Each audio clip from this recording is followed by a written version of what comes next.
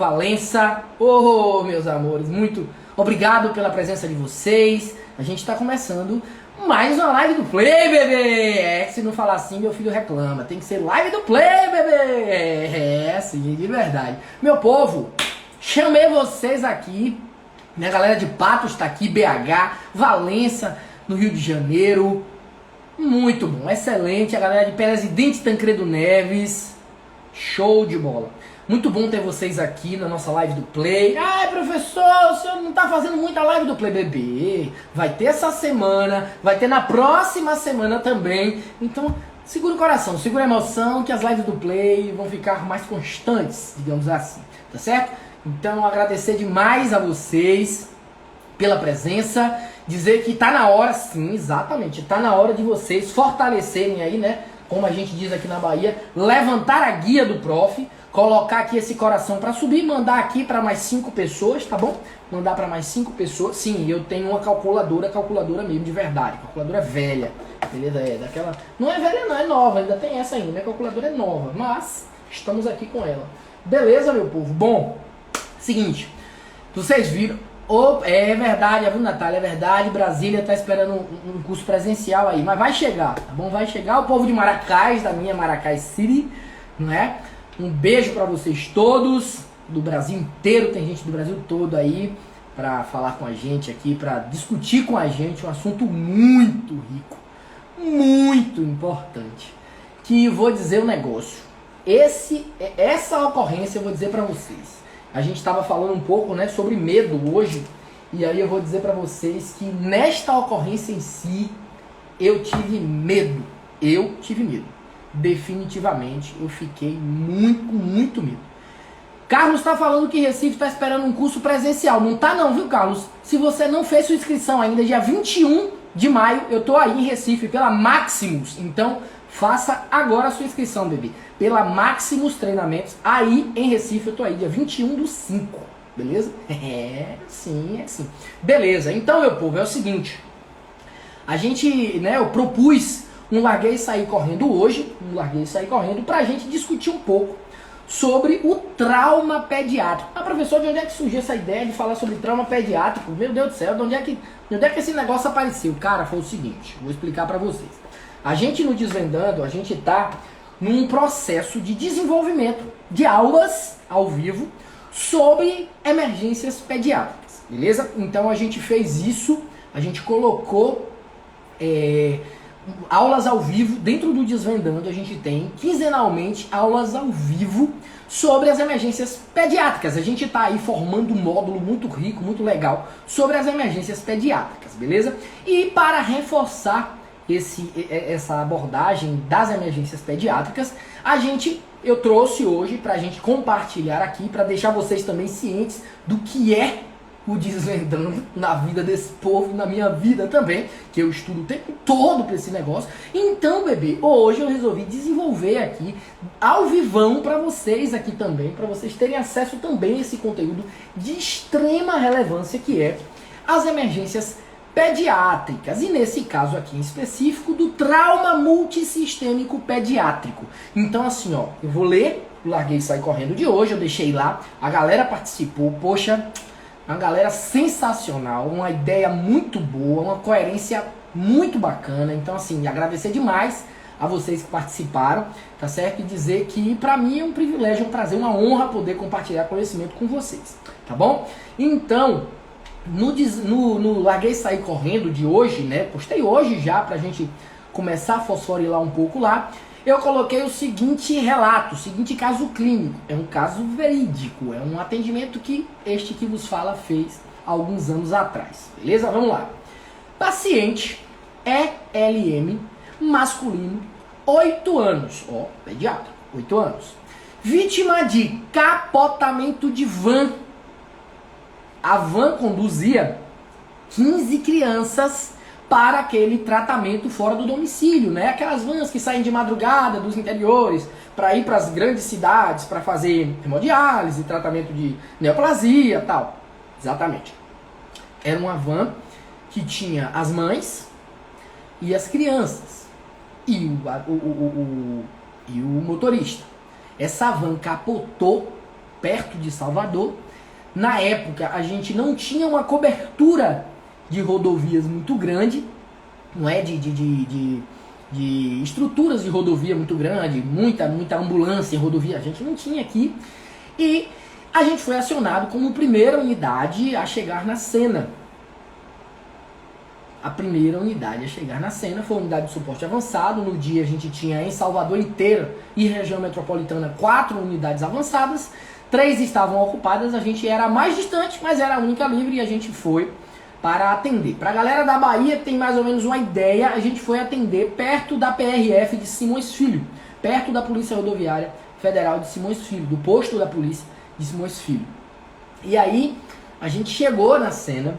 Era uma cena bem caótica, tipo esse caso clínico aqui que a gente está lendo, beleza? Vamos seguir ele. Bom, era um paciente, né, que estava vindo para a capital para tratamento fora de domicílio. Quando a gente chegou na cena, já tinha 3 óbitos na cena. A gente fez uma triagem, né, para incidente de múltiplas vítimas diferente do START. A gente vai ver, é uma variação do START. Eu trouxe para vocês aqui as principais diferenças, então a gente vai discutir um pouquinho sobre isso também. E aí a gente chega na cena, depois da triagem, a gente vai, faz a triagem toda, além dos três que estavam em óbito, os outros estavam verdes, todos conseguiam andar. Então, verdes. A gente vai dar prioridade de transporte e atendimento assim que chegar o suporte para transporte aos pacientes mais críticos. Então a gente vai abordar ali na cena, até o transporte chegar, os pacientes mais críticos também, né, com risco iminente de morte. Ok. E aí sobrou este paciente como paciente mais crítico para a gente atender, beleza? Então era um paciente renal crônico encontrado ao solo após a ejeção do veículo. Então ele foi projetado para fora do veículo, uma das janelas se quebrou e ele foi projetado para fora do veículo, estava na pista quando a gente chegou, esse paciente. Na avaliação, olha só como eu dou uma misturadinha aqui também para não ficar muito fácil, né? Na avaliação, frequência respiratória de 40 incursões por minuto, frequência cardíaca de 120 batimentos por minuto, pressão arterial de 70 por 50 milímetros de mercúrio, a pele fria, pegajosa, tempo de enchimento capilar maior que 3 segundos, pulso radial filiforme, bem fininho, bem pouquinho. Abdômen rígido, distendido, com hematoma periumbilical. Abdômen rígido, distendido, com hematoma periumbilical. Apresentava encurtamento em membro inferior esquerdo. Abria os olhos quando tocava nele. Emitia sons, emitia palavras desconexas. Fazia retirada ao estímulo tátil. E as pupilas estavam anisocóricas, com fotorreação apenas do lado direito, beleza? Do lado direito. E aí eu pergunto, né, a vocês, quais seriam as prioridades no atendimento desse? Por onde a gente pode começar a atender esse paciente? Cara, é muito difícil, é muito complexo atender um incidente com múltiplas vítimas em crianças, onde a maioria das vítimas são crianças. É muito difícil. E eu confesso para vocês que naquele momento, este que vos fala teve medo. Eu olhei para a cena extremamente caótica e falei, meu Deus, o que é que a gente vai fazer aqui? Pelo amor de Deus. Olhava assim, muita gente assim, sabe? Como tinha 3 vítimas na cena em óbito, o que é que a gente já pensa? O que é que a gente já raciocina? Fala, meu Deus, se tem vítima em óbito, é sinal de cinemática importante. É sinal de cinemática importante. É sinal de grande energia no acidente. É sinal de grande energia no acidente. E é sinal de vítimas potencialmente fatais. Quando a gente chegou na cena, que identificou aquilo ali, falou, meu Deus do céu. Primeira conduta, então a gente já vai começar a abordar os nossos pacientes.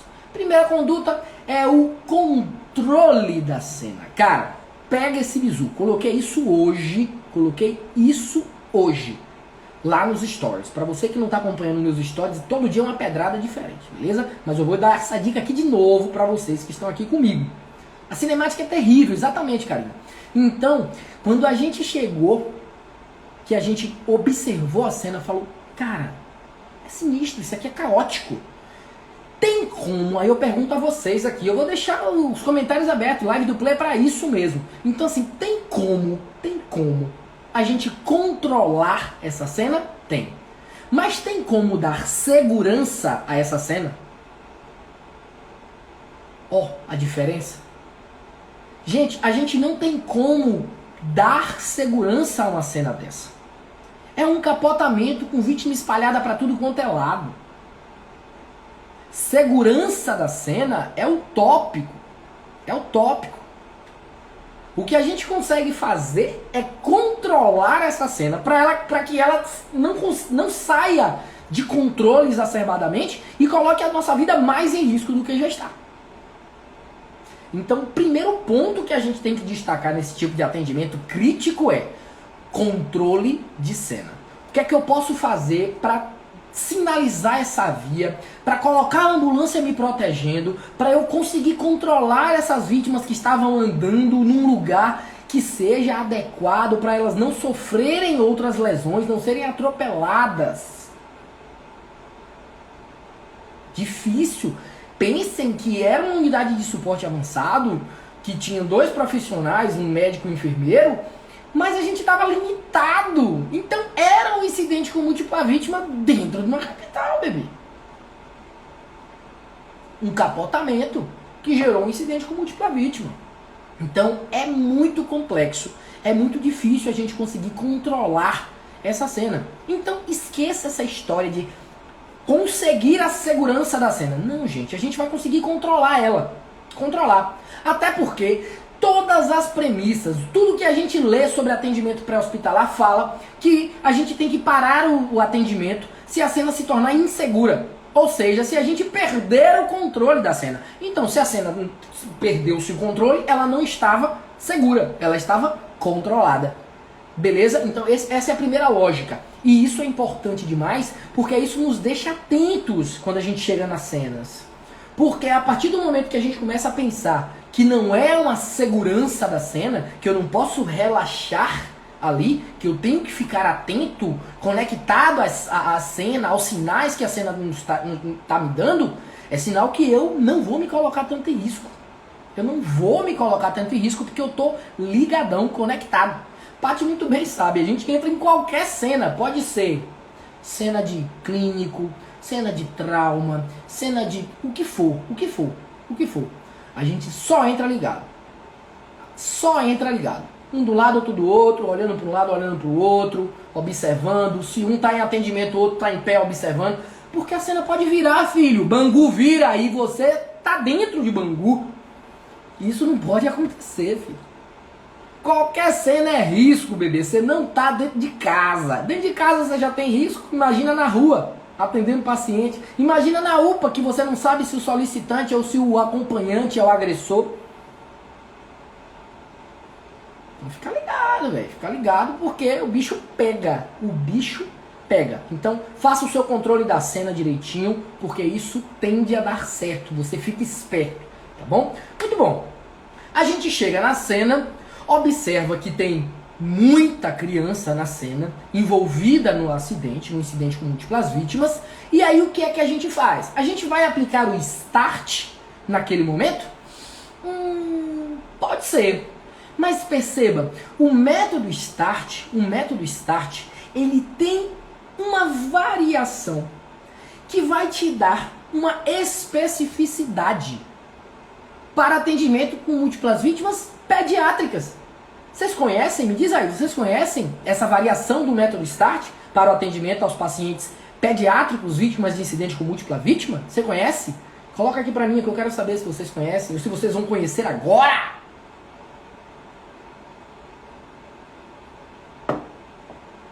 Conhecem ou não conhecem?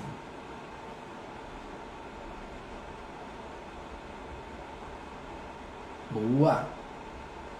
Valdinei falou aqui que não conhece. Mariana também. Isso aí.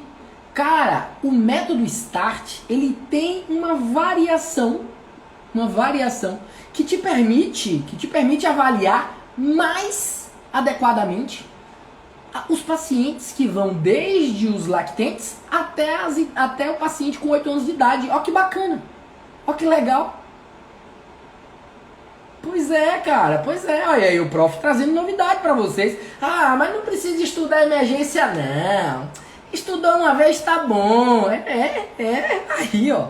Tá vendo aí? Pois é, cara. Pois é.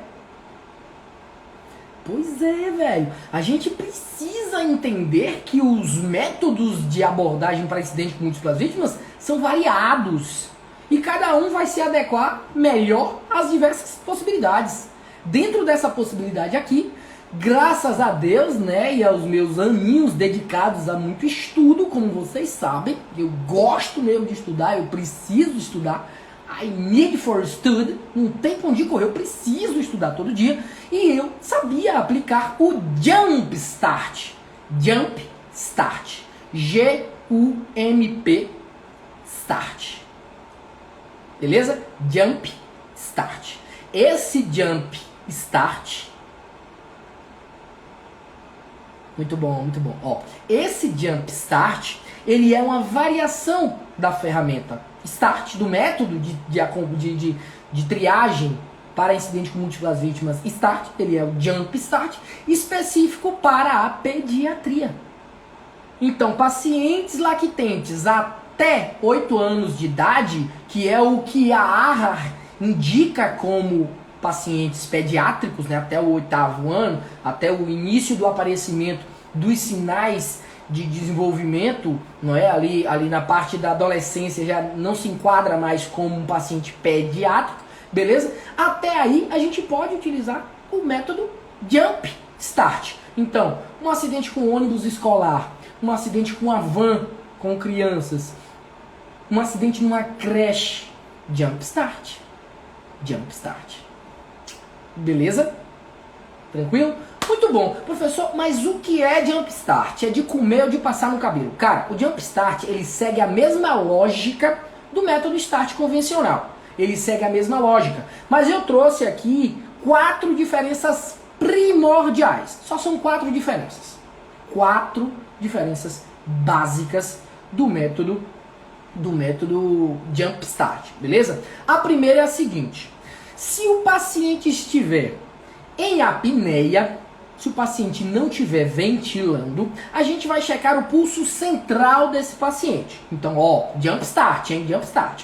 Em apneia, ou seja, não ventila, você vai checar o pulso central desse paciente. Se tiver até 2 anos de idade, o pulso central vai ser o braquial. Se tiver mais de 2 anos de idade, o pulso central vai ser o carotídeo. Beleza? Muito bom, sigamos o baile. A gente vai checar esse pulso. Se ele tiver pulso, a gente vai fazer 5 ventilações de resgate para esse paciente. Ó, que interessante.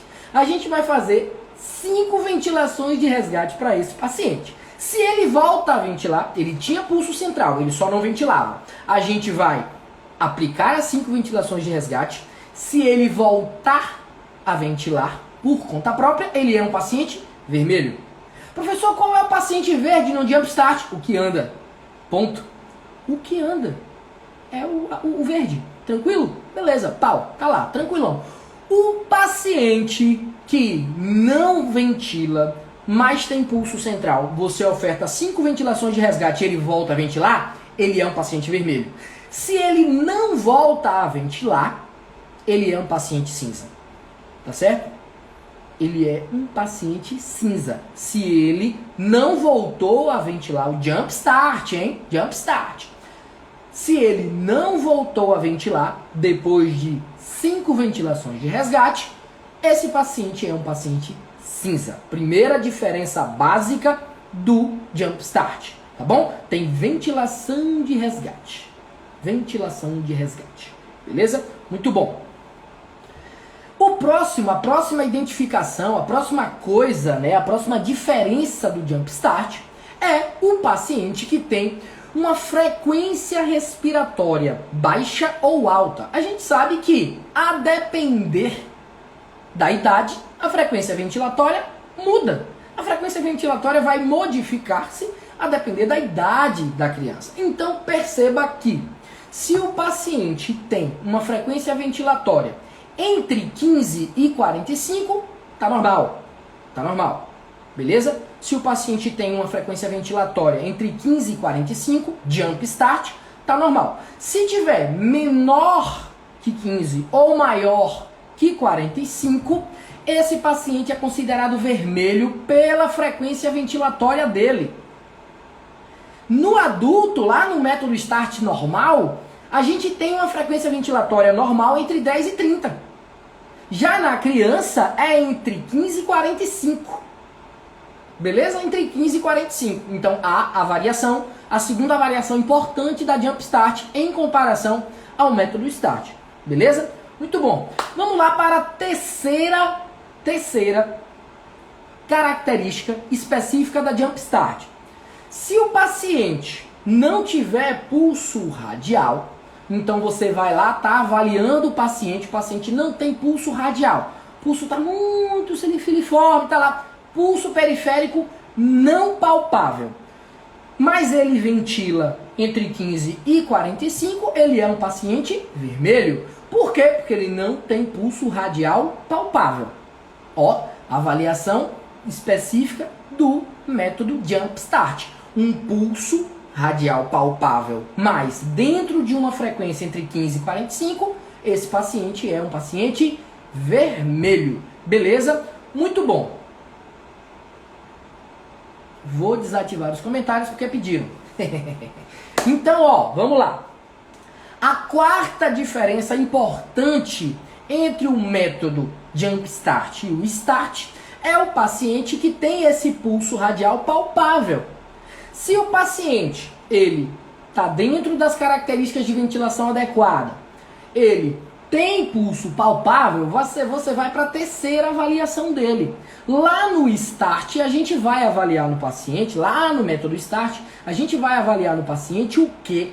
A gente vai avaliar a capacidade de responder a comandos. Para dizer, ó, se ele não tem problema na respiração, se ele não tem problema no pulso radial, e ele tem, né, ele responde aos comandos simples, ele é um paciente amarelo. Pronto. O que é que a gente avalia aqui no Jump Start para os comandos simples? A gente avalia o AVDI. Lembra lá daquela avaliação rápida de nível neurológico, de alteração neurológica? Pois é, aqui no Jump Start a gente avalia o AVDI desse paciente para saber se ele responde a comandos ou não. Então, ó, o responde a comandos de lá do Start, aqui no Jump Start vai ser o AVDI. O que é o AVDI, professor? Refresca para mim aí. Ó, o AVDI é o paciente que está alerta. Se ele está alerta, ele está alerta. Ele está respondendo a estímulo verbal. Ele está respondendo adequadamente a estímulo físico, né, o estímulo doloroso, que é AVD, de D de doloroso. Então ele responde, ele está alerta.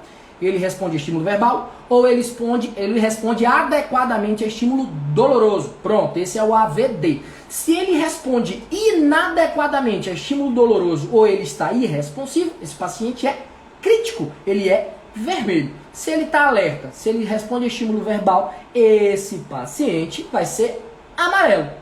Se ele responde adequadamente a estímulo doloroso, ele é amarelo. Mas se ele responde inadequadamente a estímulo doloroso ou ele está irresponsivo, ele é vermelho. Então, este é o Jump Start.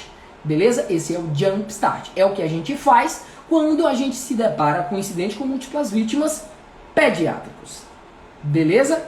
Show? Muito bom? Excelente. Sigamos o baile. Ó, para além disso, né, a gente observou na cena a necessidade de fazer o Jump Start.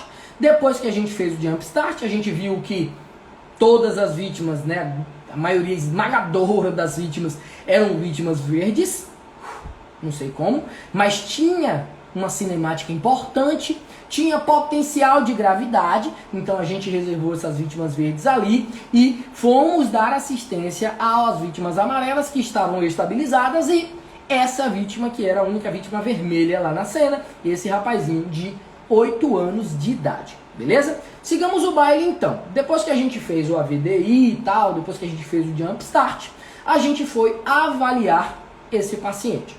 Detalhes importantes que a gente precisa levar em consideração sobre trauma pediátrico. Sim, a gente tem detalhe muito importante sobre o trauma pediátrico que a gente precisa levar em consideração. O trauma na criança, de modo geral, ele tem uma cinemática completamente diferente. Os pontos de impacto da criança, por exemplo, numa vítima de atropelamento, é completamente diferente. Os pontos são completamente diferentes. São completamente diferentes. Beleza? Então perceba que a gente precisa avaliar a criança com as diferenças anatômicas que ela tem. Então a criança vai ter uma língua maior, uma criança vai ter um estreitamento da cartilagem cricoide, por exemplo. Uma criança vai ter uma via aérea que vai abrir menos do que um adulto.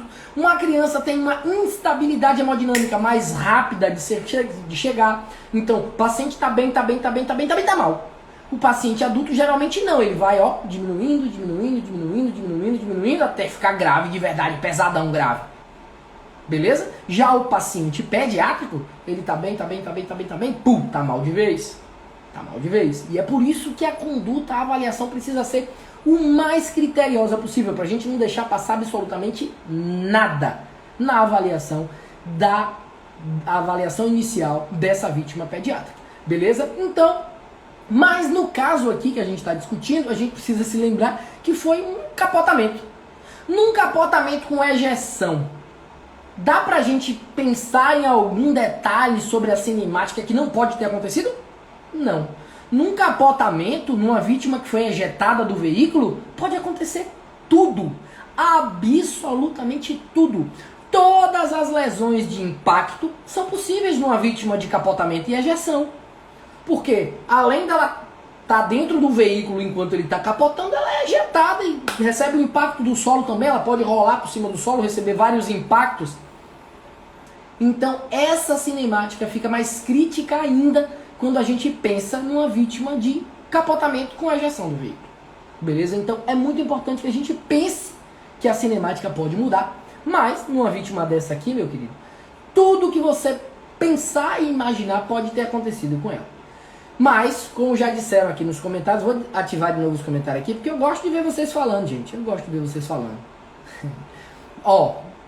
Beleza. Então, quando a gente pensa numa vítima de trauma multissistêmico, a gente já pensou nas diferenças anatômicas, a gente já pensou nos distúrbios que podem acontecer diferentes, tal, ok.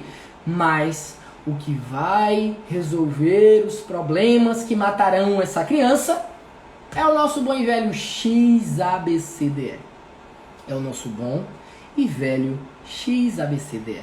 Quando a gente coloca a nossa abordagem dentro da possibilidade de atender o paciente numa avaliação inicial organizada, a tendência é que a gente não deixe passar nenhuma lesão que gere um incidente pior para o paciente, um desfecho pior para o prognóstico do paciente. Beleza? Então é por isso que aqui a gente apanhou, fizemos esse apanhado inicial e aí a gente vai e começa a avaliação inicial da vítima. Então, cena está controlada, a gente já entendeu a cinemática, a gente já fez o método Jump Start, então a gente já viu qual é a vítima que precisa de atendimento e transporte imediato. Então agora a gente vai manda brasa na avaliação inicial. Tranquilo? Muito bom. Então vamos lá para o nosso XABCDE. Beleza? Muito bom. No X desse menino, como vocês viram aí, a gente não encontrou nenhuma hemorragia sanguinante grave. Não tinha uma hemorragia externa significativa. Beleza? Então, passamos para a avaliação do A. O que é que o A determina que a gente faça? Que a gente mantenha a via aérea pérvia, tá certo? E que também a gente faça um controle manual da coluna cervical. Beleza? Então, o que é que a gente fez por esse paciente? A gente abordou a via aérea dele, identificamos, né? Ele falava, ele tinha palavras desconexas. Então ele falava bola, cavalo, papagaio, periquito. Nada com nada, não tinha conexão nenhuma, ele não formava uma frase, não, mas ele falava. Se o paciente fala, ele tem permeabilidade de via aérea. A via aérea dele está pérvia. Mas isso por si só não significa que esse paciente não vai receber uma via aérea definitiva. Por quê? Porque é a avaliação inicial como um todo que vai dizer. Beleza? Então perceba que a gente vai abordar esse paciente com oxigenoterapia, porque se trata de um trauma multissistêmico, e o paciente nitidamente já nos dá sinal de hipoperfusão. Se o paciente já tem sinal de choque na avaliação inicial, a gente já oferta oxigênio. A via aérea dele está pérvia, vítima de trauma multissistêmico. Ó, pediram para parar de novo os comentários porque atrapalha. Então vou parar de novo. No final eu abro para a gente bater mais um papo assim e a gente responder algumas perguntas, beleza? Então tudo bom. A gente viu que a via aérea estava pérvia, ofertamos oxigênio a 100% via máscara não reinalante. Beleza? Via máscara não reinalante. Então, a gente abordou esse paciente com oxigenoterapia em alto fluxo, FO2 de 100% para ele, ó, rojão de FO2, até o final da avaliação total, a avaliação inicial completa, para a gente entender se esse paciente iria precisar de uma via aérea definitiva ou não.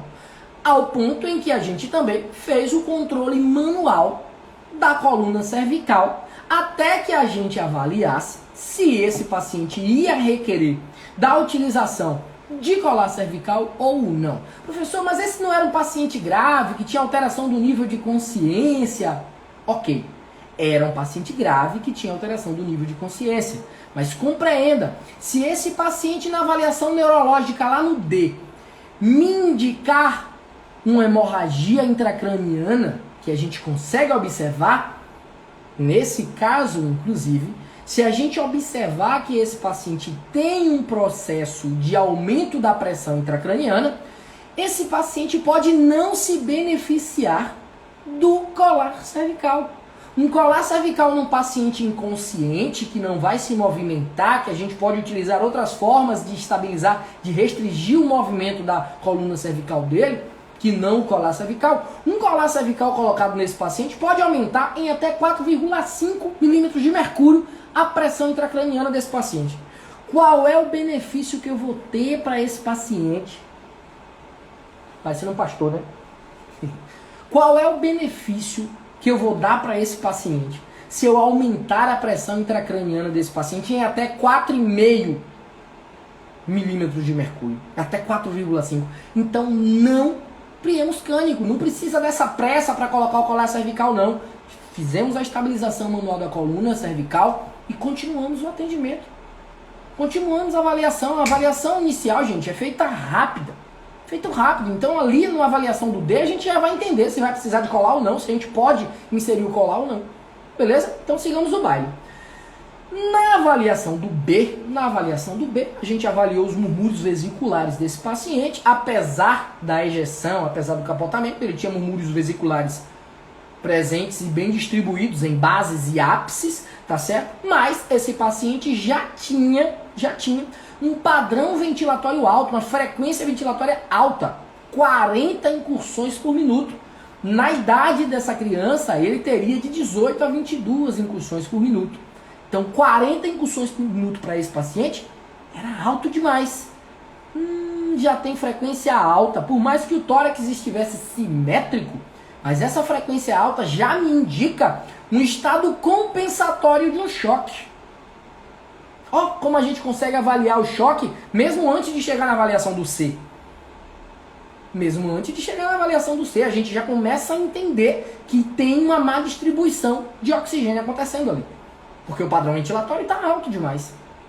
Beleza? Então, sigamos o baile. Então a gente, ó, justificou a máscara não reinalante lá em cima, pode manter a máscara FO2 a 100%. Vamos colocar todas as hemácias disponíveis para ficar o máximo de saturação possível. Não é isso? A nossa intenção é porque é vítima de trauma multissistêmico. O paciente que está perdendo sangue, ele perde hemácia, ele perde a capacidade de carregar oxigênio. Beleza? Muito bom. E aí a gente partiu para a avaliação do C. Então a gente avaliou, ó, pele. Como é que estava a pele desse bebê? Pele fria, pegajosa, tempo de enchimento capilar maior que 3 segundos. O pulso, como é que estava? O pulso estava filiforme. Vamos para o peito, avaliação da ausculta cardíaca. A bulha estava normofonética, não tinha um problema significativo do B, né? Então a bulha ali estava normofonética. Mas a frequência, ela já estava a 120 batimentos por minuto. A frequência já estava limítrofe, já era uma frequência compensatória. O ideal aí é que essa frequência estivesse entre 89 e 118, mais ou menos ali. 120 já significa que tenta compensar, o organismo está tentando compensar esse choque que está em curso. Beleza? Além disso, a gente foi para a avaliação do abdômen desse paciente. Tava como esse abdômen, gente? Sinal de lesão interna, sinal de hemorragia retroperitoneal. Sinal de hemorragia retroperitoneal, tinha sinal de Cullen. O paciente estava com sinal de Cullen, hematoma periumbilical. Ô, rapaz, ó, esses dias eu postei sobre o sinal de Cullen aqui. Falei que era um hematoma periumbilical, mas ninguém pegou o bizu, eu coloquei no caso clínico e ninguém falou, é o sinal de Cullen ali, ó, o professor falou. Ninguém, viu? Tô de olho em vocês, Deus está vendo vocês, viu? Deus está vendo. Então, esse abdômen rígido distendido significa que tem lesão ali. Professor, pode lesionar o quê? Gente, pode lesionar tudo. Imagina aí, imagina. Pode lesionar absolutamente tudo. Pode lesionar baço, fígado, pode lesionar o que você imaginar, uma artéria está subindo ali, um vaso calibroso que está ali na região do intestino do paciente. Então, tudo que pode se romper e explodir ali dentro, pode se romper e explodir ali dentro. Então, ele tinha sinal, sim, de uma hemorragia interna. Ele tinha sinal, sim, de choque por uma hemorragia interna. Como se não fosse o bastante, esse choque hemorrágico nítido na nossa cara, né? Aparentemente estava vindo dali, principalmente, mas como se não fosse o bastante, o paciente tinha uma rotação de membro, um encurtamento do membro, para ser mais exato. E isso pode indicar uma fratura pélvica. Uma fratura pélvica. O que é que a gente pôde fazer pela fratura pélvica? A gente conseguiu estabilizar, fazer uma estabilização da pelve desse paciente com o lençol que estava lá mesmo na van. O lençol que estava lá na van. A gente pegou o lençol e colocamos na pelve do paciente e estabilizamos a pelve dele com um lençol de algodão. Com um lençol de algodão. Ah, professor, na ambulância não tem nenhum, não. Aqui ainda não tem lençol de algodão, nem tem cinta pélvica. Então a gente usou o lençol que estava lá. Beleza? A gente utilizou para fazer essa restrição pélvica, a gente fez essa restrição. Utilizamos um acesso venoso nesse paciente, fizemos um acesso venoso nele, Gelco 20, mais que suficiente, porque a gente queria perfeito, impecável. Imagina a cena, eu lá, com a cena daquela, caótica, gritante, eu tentando fazer um acesso 18, 16, num paciente de 8 anos de idade. Não faz o remoto sentido. Não faz o remoto sentido. Eu não tenho nada para infundir que justifique um acesso calibroso demais nesse paciente. Nada para infundir. O que é que eu vou infundir nesse paciente? Cristalóide. Isotônico. Então eu vou infundir pouco cristalóide para ele. Porque a gente vai ver aqui, ó, que depois desse acesso, a gente fez um bolus de 20 ml por quilo.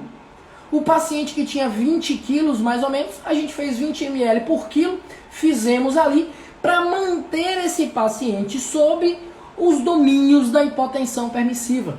Então a gente parou, ó, o paciente está com 70/50 de PA, a gente vai fazer um bolus de 20 ml por quilo para esse paciente e vamos avaliar. Se precisasse, a gente faria outro desse de 20 ml quilo. Mas se mantivesse a pressão baixa, opa, agora é sangue, meu querido. O ideal do paciente pediátrico é que ele receba isso no máximo. 20 ml quilo de cristalóide. Fez? Fez. Não resolveu? Não. Repete. 20 ml quilo de cristalóide. Fez? Fez. Não resolveu? Não. Para isso. Para. Não vai mais fazer cristalóide não. Você vai hemodiluir. Se você não controlou a hemorragia porque ela é interna e você oferta muito cristalóide para esse paciente, para além de você não melhorar a pressão dele, você vai piorar o sangramento. Então, o ideal é que a gente faça no máximo 2 vezes esse cristalóide, 20 ml quilo. 20 ml quilo, foi o que a gente fez. A gente fez uma vez, 20 ml quilo. Conseguimos manter a pressão arterial sistólica desse paciente em 85 milímetros de mercúrio. A idade dele estava impecável, porque a mínima para esse paciente de pressão arterial sistólica é 80. Então, se estava 85, estava bom. Não precisa de mais que isso. Então, meu querido, pelo amor de Deus, vamos avaliar o neurológico e ó, pinotar dali. Pinotar. Beleza? E foi o que a gente fez. A gente partiu para a avaliação neurológica, quando a gente conseguiu controlar essa pressão. E na avaliação neurológica, o paciente já se enquadrava na escala de coma de Glasgow adulto, né? Porque um paciente com 8 anos, ele conseguia se comunicar. Então, a gente foi lá para a avaliação e aí a gente deu, né? Resposta ocular estava 2, porque ele só abria quando a gente tocava nele, só abria o olho quando a gente tocava. A resposta verbal estava 3. Por que estava 3 pontinhos? Porque ele tinha palavras desconexas. Então, se ele tinha palavras desconexas, ele tinha resposta verbal 3 e ele tinha resposta motora 4. Beleza? Ele tinha resposta motora 4. Além disso, a gente também fez avaliação pupilar e inseriu. Então, a gente fez qual escala? Escala de coma de Glasgow P. A escala de coma de Glasgow menos P, como vocês queiram chamar. Então, quando a gente fez a escala de coma de Glasgow menos P, a gente encontrou um Glasgow 8 para esse paciente. Então, escala de coma de Glasgow menos P, 8. Opa, tinha anisocoria. Anisocoria no TCE tem sinal, sabe de quê? Herniação uncal, aumento da pressão intracraniana por hemorragia. Opa, não vou usar colar cervical nele. Não vou. Vou tentar estabilizar aqui, ó, com os head blocks, mas não vou usar colar, porque o colar vai fazer uma pressão e essa pressão aumenta a pressão intracraniana e eu não quero isso. Beleza? Isso é ciência, bebê. Isso é ciência. Ah, não sei se tá onde. Tá aqui, ó. PHTLS. Beleza? Tá aqui, cai em lugar também, tá? Não é só aqui, não. Eu não vivo só de uma literatura, não. Beleza, então na avaliação que a gente fez, a gente percebeu que esse paciente tinha escala de coma de Glasgow menos P8 e a gente disse, ele precisa de uma via aérea definitiva? Precisa.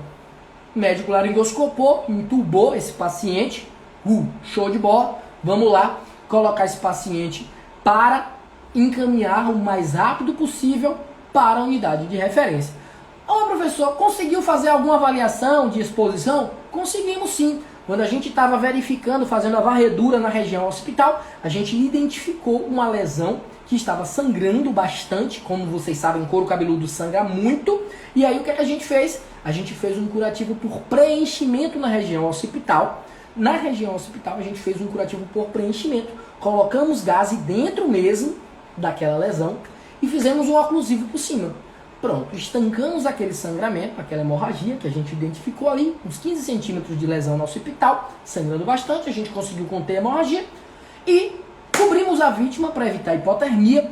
Esse soro que a gente fez, é importante dizer isso, no atendimento pré-hospitalar móvel, principalmente que a gente não tem muito recurso de aquecimento, o que é que eu faço?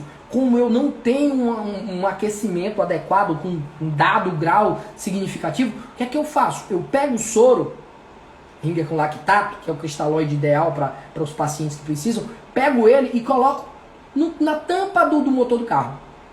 Coloco lá e aí o que é que eu faço? Eu vou verificando a temperatura. Se eu consigo suportar a temperatura aqui, significa que o soro está aquecido entre 36 a 40, 39, 38 graus. É isso que eu quero.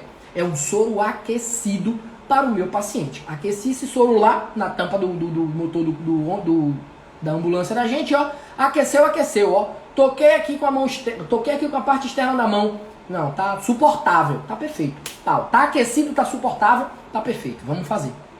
Beleza? É assim que a gente faz. Lamentavelmente, a gente ainda não conta com um dispositivo de aquecimento desse soro.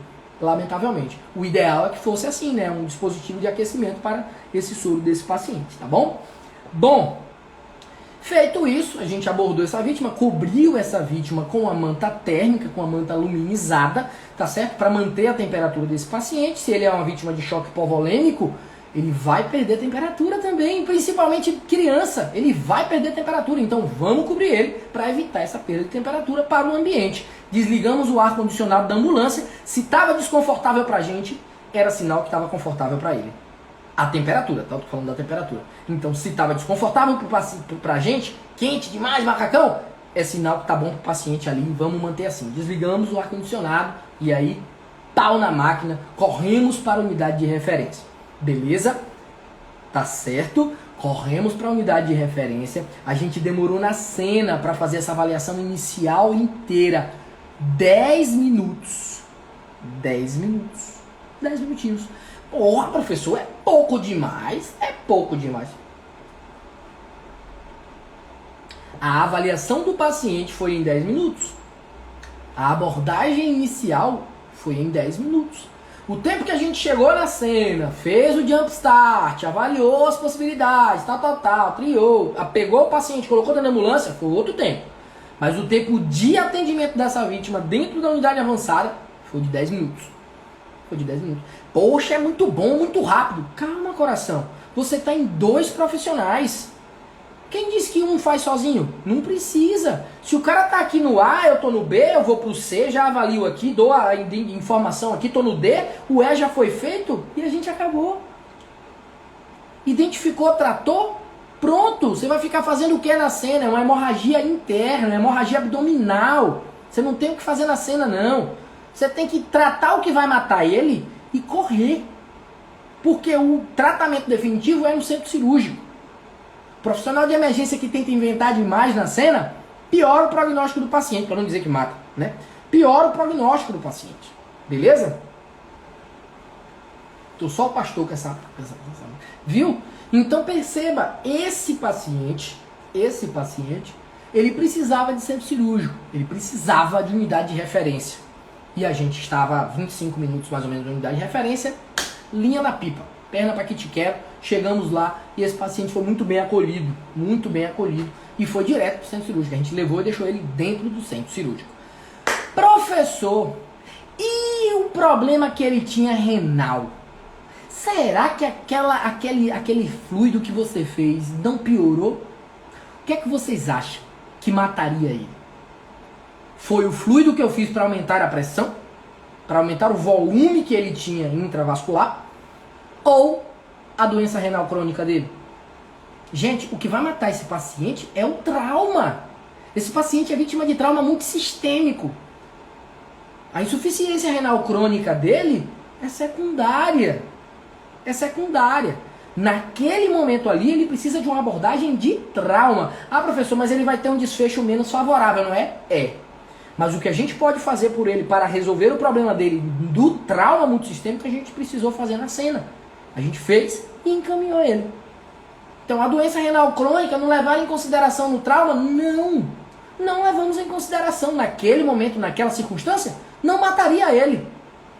O que mataria ele, com certeza, seria uma obstrução de via aérea, o choque hipovolêmico, a temperatura, a hipovolemia, a hipotermia, aí mataria ele. A coagulopatia, aí mataria ele. Mas a doença renal crônica, ali naquele momento, imediatamente, por conta da doença, não. Seria um prognóstico, um desfecho pior por conta do prognóstico. Ok, concordo. Mas na emergência, a gente não precisaria levar em consideração isso. Tá bom? Foi um item importante que a gente colheu no sample com a mãe. Porque a criança não tinha como falar. E a gente entendeu, a gente ouviu lá, disse que era ele, que tinha uma doença renal crônica e tal, e ok. A gente foi com essa informação com a mãe na ambulância. E aí a gente passou, mas não fez um sample completo. Porque uma avaliação secundária só deve ser feita se na avaliação primária você resolveu todos os problemas. E a gente não conseguiu resolver todos os problemas desse paciente na avaliação primária. Porque ele tinha uma hemorragia abdominal. Ele tinha um TCE. Ele tinha provavelmente uma massa se expandindo no cérebro. Então, olha a quantidade de problema que a gente não conseguiu resolver na emergência. A gente identificou e ó, linha, porque o tratamento definitivo é a prioridade nessas situações. Beleza? Agora eu abro os comentários para saber o que é que vocês acharam. O que é que vocês acharam? Foi legal? Vocês gostaram? Foi rapidinho, mas foi bacana, não foi?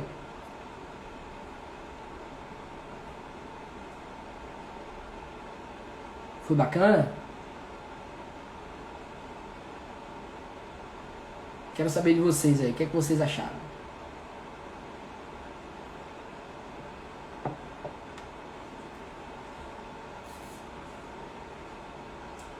Que bom, fico feliz.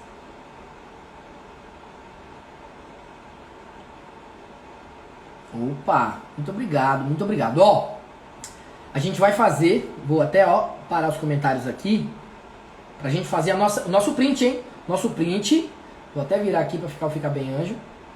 O nosso print.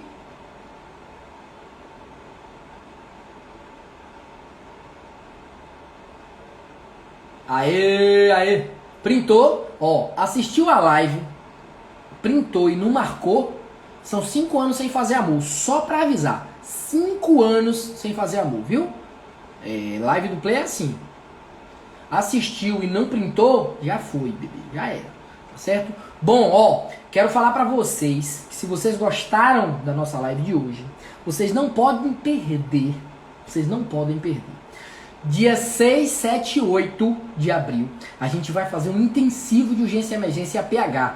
Aqui, tá certo? E o material que eu vou utilizar no intensivo de urgência e emergência PH, eu vou disponibilizar. Então, o material que eu vou utilizar, eu vou disponibilizar e a gente vai criar um grupo para isso, tá bom? Então, já fica na cabeça aí. Já ativa as notificações 6, 7 e 8 de abril. 6, 7 e 8 de abril, a gente tem o intensivo de urgência e emergência PH, tá certo? Então se preparem, porque o intensivo vai ser nessa pegada aqui, te dando todos os códigos que você precisa saber. Beleza? Todos os códigos, tudo que você imaginar, tá certo? 6, 7 e 8 de abril, tá bom? Beleza, meu povo. Espero que vocês tenham gostado, tá certo? Foi feito com muito carinho, com muito, né? Para vocês entenderem um pouco mais sobre esse mundo maravilhoso que é o mundo das emergências, que a gente pode fazer muito para os nossos pacientes, tá certo? E assim, é muito importante que a gente esteja estudando o tempo todo, porque tem muitos e muitos e muitos assuntos que eu nunca nem ouvi falar, então a gente precisa ouvir, a gente precisa entender. Tá bom? Eu tenho uma aproximação muito grande com o pessoal do Desvendando as Emergências, a gente estuda diariamente junto, a gente vai para a plataforma, discute as nossas aulas e tal, mas legal. Mas com vocês aqui é importante que a gente também estreite os laços e tal, porque, não é? A gente vai melhorando e aprimorando a nossa conduta aí. Tá certo? Então gostaria de agradecer a vocês, dizer para vocês que foi um prazer estar aqui em mais uma live do Play, tá bom? Ó, beijão do professor Mila Brandão e fica bem, anjo!